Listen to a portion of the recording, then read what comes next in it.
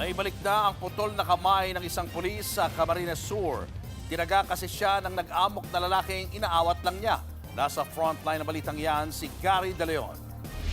Isa si Police Sergeant Noli Miranya sa mga rumusponde sa nag-amok na lalaki sa Barangay Kalalahan, Camarines Sur noong Sabado. May hawak na bolo noon ng lalaki at biglang sumugod sa mga nakaabang na pulis. Hindi na nakita sa video pero sunod-sunod na nagpaputok ng baril ang mga otoridad. Dito na naaresto ang lalaki na nagtamo ng tama ng bala sa binti at paa. May sakit umano sa pag-iisip ang lalaki habang si Sergeant Miranya nataga pala at naputol ang kaliwang kamay. Mabilis namang napulot ni punong barangay Hani Credeo ang naputol na kamay ni Miranya. Agad niya itong ibinabad sa yelo saka dinala sa ospital.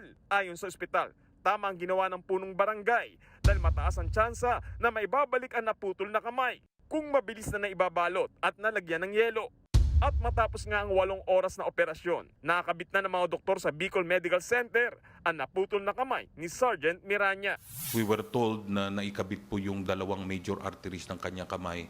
We are hoping na mabalik po, if not 100%, maibalik na movement or functionality ng kanyang kamay po.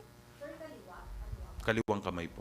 Nilinaw naman ng PNP na walang pagkukulang sa ipinatupad nilang pagresponde sa insidente. Alam nyo kasi meron po tayong tinatawag na force continuum. Just enough force, we are told to apply just enough force to subdue the subject proportional to the threat na kinakaharap po natin. Tiniyak ng PNP ang pagbibigay ng tulong at benepisyo sa magiting na pulis. Nakatakdang isailalim sa ikalawang operasyon si Miranya. Pinarangalan naman ng Police Regional Office 5 si Miranya. Ginawaran siya ng medalya ng sugatang magiting bilang pagkilala sa kanyang katapangan at dedikasyon sa serbisyo. Nagbabalita mula sa frontline, Gary De Leon, News 5. Mga kapatid, Julius Babaw po.